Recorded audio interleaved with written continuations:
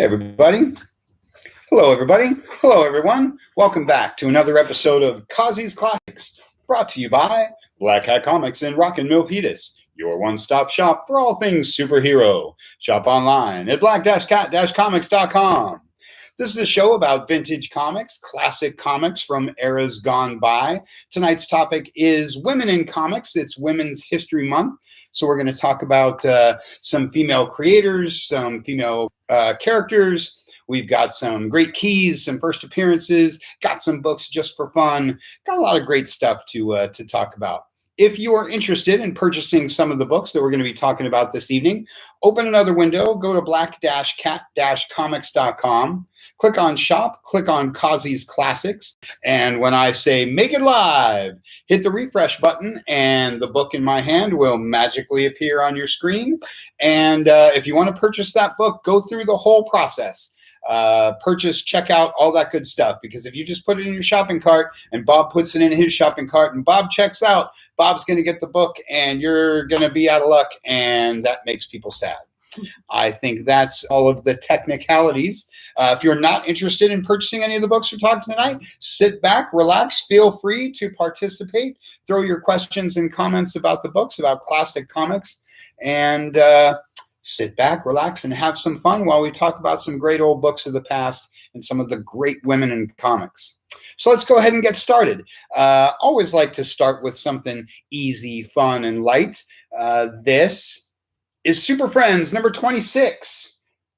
Later at the Hall of Justice. Yes, the Super Friends. There they are, Zan and Jaina. Why am I showing you the Super Friends? Because this book is drawn by the legendary Ramona Fradon. Ramona Fradon is one of the all-time great women of comics, one of the all-time great creators of comics, and is a Eisner Award winner, a Hall of Famer.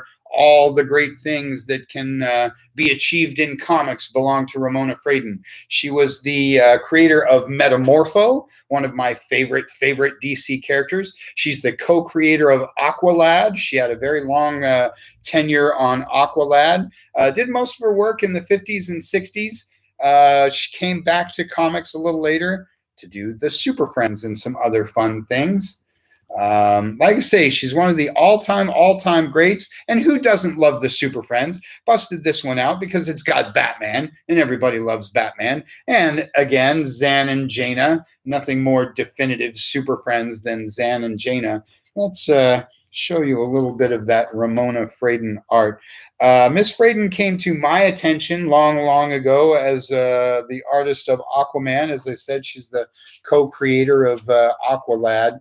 And I'm just a big fan. She's got a great style. Now, obviously, something like the Super Friends, they're going to ask the artist to have a bit of a cartoon style. But you can see the hint of Metamorpho in that art.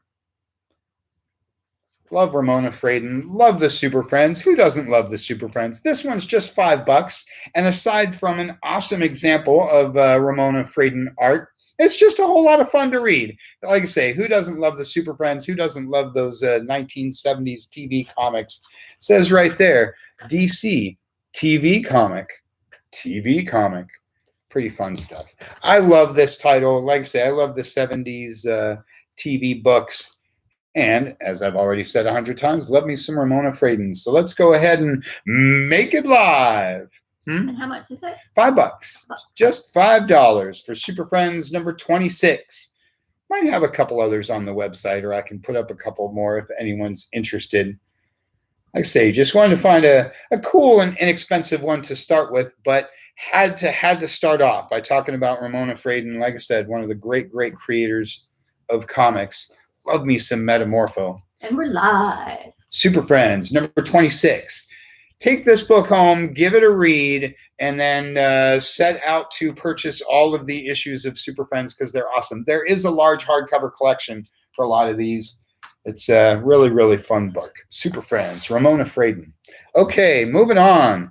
You're going to hear me say the word favorite a lot tonight because if you've ever watched any of my videos, I have a lot of favorites. And one of them is not Brandeck and Marie Severin. Not Brandeck is obviously the humor book from Marvel Comics. This is the first issue, and it's in really nice shape. They just don't do humor books like they used to, and that's a crying shame because a book like Not Brandeck spoofs all the great things of comics, and it's just a whole lot of fun. This is a bit of an anthology. It's one of the many things that Marie Severin is known for.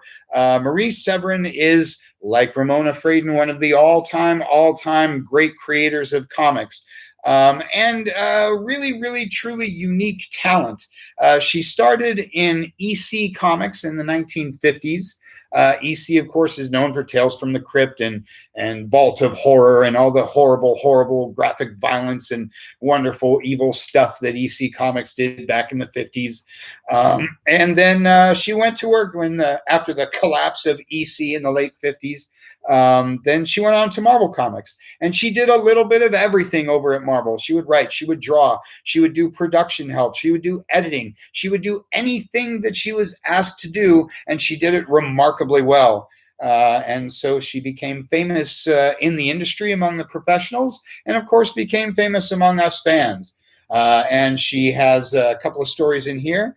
And Not Brandeck, especially #1, is a book that anybody wants to have. It's strangely key. It's a Stan Lee Jack Kirby masterpiece that most people don't really know about. But it's also, as I've said, a Stan Lee Marie Severin masterpiece, a Roy Thomas Marie Severin masterpiece. If you're like me and you know who Roy Thomas is and you love Roy Thomas, this is a book you need because, of course, he's known for Conan and serious stuff that's not like Not Brandeck. And like I say, Marie is just a really great artist and has a wonderful sense of humor. Let's show you some of that funny style art. There you go. Like I say, they don't do enough humor spoof books in comics. Image did a couple back in the 90s to sort of bring back the flavor of Not Brandeck. But like I say, there's a lot of reasons to purchase this book if you're a Lee Kirby fan, like everybody is. If you just love Silver Age Marvel Comics, and if you can see, this one's in really nice shape. Not too much blemish on this book at all.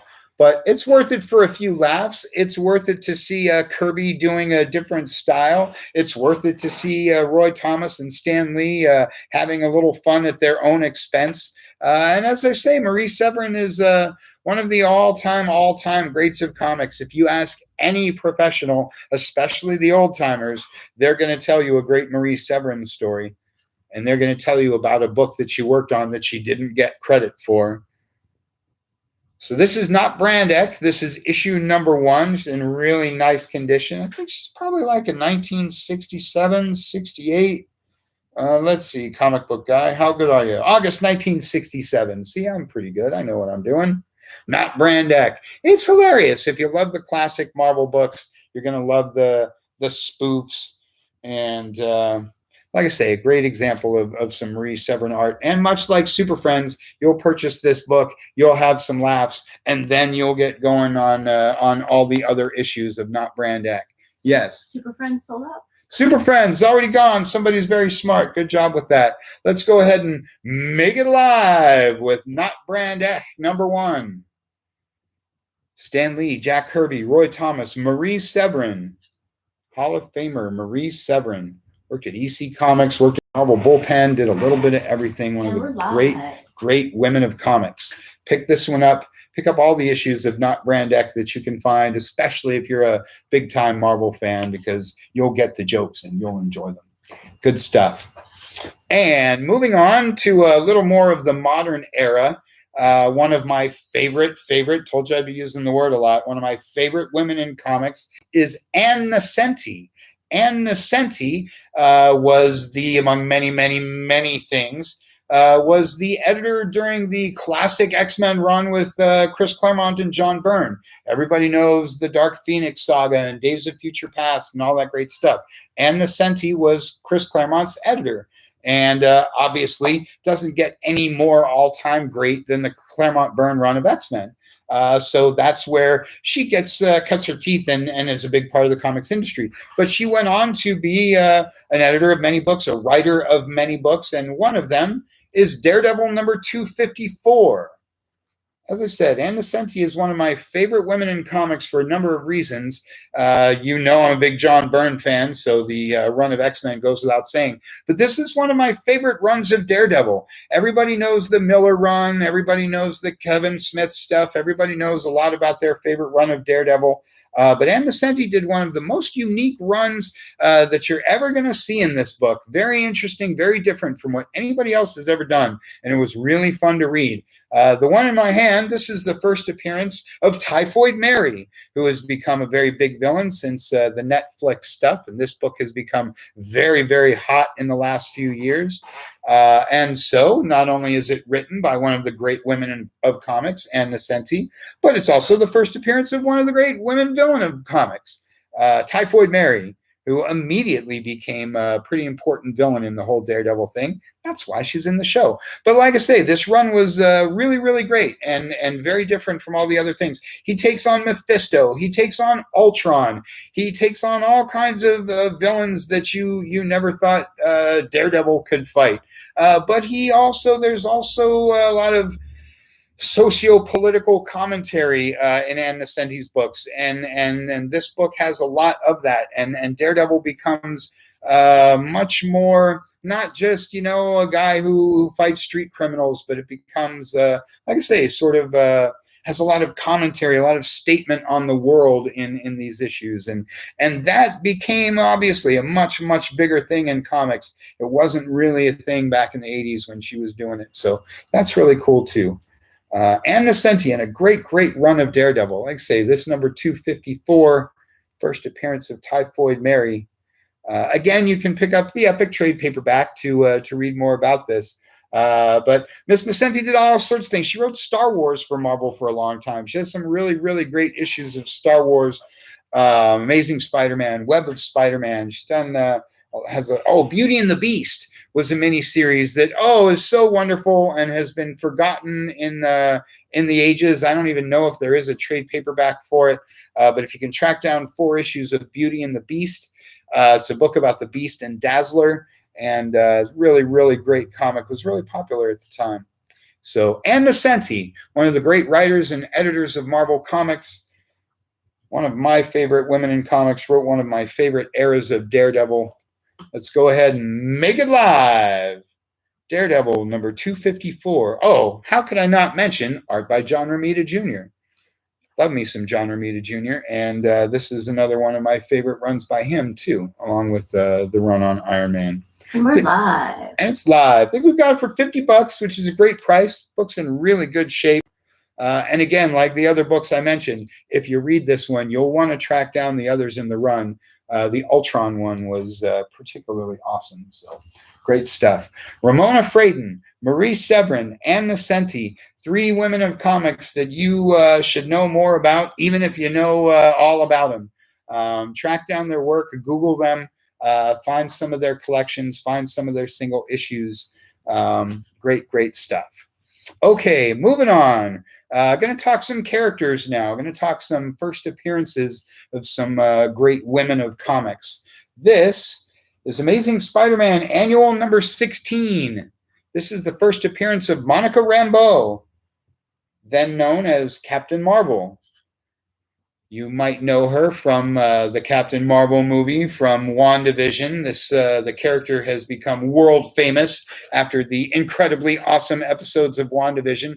This book has just skyrocketed. We had it on the show a few weeks ago, and folks mildly complained that it sold so fast. Everybody watching the show wanted one, but only one person got it. So I thought I would track down another for folks that might have missed it. This is Amazing Spider-Man Annual number 16. Let's see, what year is that? 1982. Love me some 1982. Hard to believe that was, let's not say how many years ago that was, but I was loving comics in 1982, and this is a favorite of mine. This is her first appearance. One of the next times you see her is Avengers number 227. That's where she joins the team. But like I say, if you were watching WandaVision, if you saw the movie, or if you just love comics, everybody's been talking about this character. Everybody's been talking about this book. She obviously has a much larger future ahead in the movies. So better grab this one now while it's in the ballpark of affordable. I think we have it about $150. And I imagine that that's probably too cheap. It's probably gone up since the last time I sold it for $150. But, take advantage of my lack of intelligence. This is a great, great book. It's fun to read, like all annuals are, like every issue of Amazing Spider-Man ever. It is one of the best books in comics. And I love annuals because they're just big, cool one-shots. And let's carefully bust this guy out. Get you a close-up of that cover. Cool stuff there. See if I can show you. Oh, now that's just some awesome interior. See, this is what made comics great in the 1980s. In the 1980s, it took you a while to read your book. Look how much freaking text is in that book. And look at that great art. Maybe it's a 40-year spoiler. Sorry about that, but come on. That's some great art. And like I say, first appearance of Captain Marvel, Monica Rambeau. Roger Stern, John Romita Jr. Hey, there's another John Romita Jr. Maybe not that coincidental. And if you don't know Roger Stern, who wrote this little piece of brilliance, Roger Stern is one of the great, great writers of comics, one of my favorites. He's one of those guys that's written a million books, but, other than Monica Rambeau, didn't do too many first appearances, didn't do too many keys, so people don't know him like they should. But Google Roger Stern and read everything he ever wrote, particularly his Captain America stuff. So Amazing Spider-Man Annual number 16, the first appearance of Monica Rambeau. Really good shape. Let's go ahead and make it live. So anybody that might have missed it last time, get on this now. Like I said, go to black-cat-comics.com, click on Shop, click on Causey's Classics. Run through the whole process if you want to get the book, because I'm willing to bet somebody is putting it in their shopping cart right now. And we're live. It's live right now. Go ahead and get it before somebody does, or before I raise the price. Great stuff. If I didn't have a copy of this at home, I'd take it home myself. And as I said, be on the lookout for Avengers number 227. That's where she joins the team, probably the second most key appearance of Monica Rambeau. And she's been a lot in the modern comics too, so that's a lot of fun. And we're live. Somebody get this, find that one a good forever home. Okay, and now for the big guns, the premiere event. We've got Marvel Spotlight number 32, the first appearance of Spider-Woman.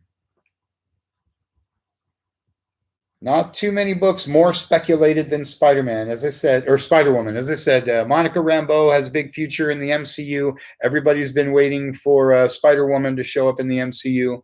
And Amazing Spider-Man Annual number 16 is sold out. Already sold. I told you somebody was going to beat you to it. I hope that person loves it forever.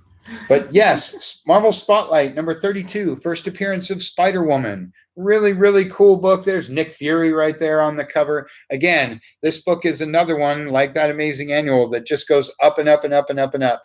I've sold this book a couple of times over the years, and every time I get my hands on another one, it's like 10 times the price of the last one. So I think we've got it for about $200, which again is probably a really good price. It's probably going up as it's sitting here in my hand. So first and foremost, I always like to say that comics are about reading, about having fun, enjoying the entertainment experience of the comic book. And that's what all these books tonight are about. Yes, this is an excellent investment book. Yes, this is a book that is skyrocketing and is speculated. And when she shows up in the movies or on Disney Plus or whatever, everybody's going to go nuts. But first and foremost, it's just a fun book to read. It's got her origin story. And she's really one of the more interesting characters in comics. I like that that she really has nothing to do with Spider-Man or Peter Parker. Their powers aren't anything alike. They're really nothing at all alike. And that makes it fun and interesting. Marvel Spotlight, number 32. Like other books I've talked about, pick up other issues of Marvel Spotlight. This is a great example of something that gets lost on people that don't know comics but try to collect them anyway. Spider-Woman number 1 is not the first appearance of Spider-Woman. And that happens a lot in comics. Marvel Spotlight number 1 is not anywhere near as valuable as Marvel Spotlight number 32. That's another thing that happens in comics a lot. Everybody thinks it's all about first issues, but that's not necessarily true. It can be a first appearance can come from anywhere. And this is also a great example of a book that you can find for $5 forever. But in recent times, in like the last 10 years, any 70s book, now the 80s books and 90s books are hitting that stride. You got to be buying up these old books before you miss them and you get priced out or you can't find them anymore. So Marvel Spotlight, number 32. Super key book. Get this one in your collection. Then pick up Spider-Woman number 1 and pick up the books from that series because it's awesome. There's a reason why she had a cartoon right after the book first appears. Spider-Woman was a real surprise hit for Marvel back in the day, and she has stayed really popular for a long time. Side note, this is the character that Bendis wanted to do, and Marvel wouldn't let him. So he wanted to do Jessica Drew, and who is Spider-Woman. They wouldn't let him use Jessica Drew how he wanted. So he had to make up Jessica Jones and start the Alias book. So that's a little interesting piece of Marvel history. Bendis is a big fan of Jessica Drew, like I am, like every 70s Marvel fan is. She had her time in the Avengers. There's all kinds of great Spider-Woman books. And it all starts here. Marvel Spotlight, number 32. So let's go ahead and make it live. First appearance of Spider-Woman. I know $200 is a little pricey. And we're live. But 6 months from now, a year from now, or whenever it is that she shows up on Disney Plus, you're going to wish, you're going to be glad that you had dropped the ducats or wish you had. Really, really fun book. So, yeah, lots of fun stuff, lots of great creators, lots of the history of comics. Obviously, there are lots and lots of other women creators and women characters to talk about. Boy, the list goes on and on. Karen Berger, Berger Books. Karen Berger's contribution to comics is unparalleled. And I totally mean that. The talent that she brought into DC Comics, the books that she launched at DC Comics, changed the face of comics, is still changing the face of comics with creators like Neil Gaiman and Alan Moore and all these other people that she brought across the pond to work on our superheroes. We wouldn't have Watchmen, Sandman. We wouldn't have all kinds of great, great things without Karen Berger. Jeanette Kahn ran DC Comics for 30 years. Jeanette Kahn is one of the great masterminds of the history of comics. She didn't write anything. She didn't create a character, but she masterminded all of DC Comics for decades. And we wouldn't be here without the work and contribution of Jeanette Kahn. And on I could go. So I would encourage you to Google women in comics. You can find a huge section on Wikipedia about all the great women in comics. And I encourage you to do that research for your own personal benefit, but also so you can turn yourself on to some great books by some top talent. Because that's what comics is all about. Like I say, it's all about reading fun stuff and having fun with the entertainment medium. And like I say, there's throughout all of the history of comics, there's tons and tons of great women doing great work, and you owe it to yourself to check that out. So that's all I've got for you for this evening. Hope you enjoyed this episode of Causey's Classics. We do it on the last Friday of every month. So put that on your calendar and or sign up for the Black Hat Comics email and or the newsletter, and you'll be kept up with all of our moving and shaking. Tune in tomorrow at 2 p.m. Facebook and YouTube as we come back to the present and we talk about this week's books on Comic Shop Talk Live, like we do every Saturday at 2 p.m. So Thanks for watching. Feel free. You can still pick up the books, black-cat-comics.com. Click on shop. Click on Causey's Classics. Take a look at the books that we've talked about this evening. Tune in the end of next month, and we'll do it again. Thanks for watching. We'll see you tomorrow.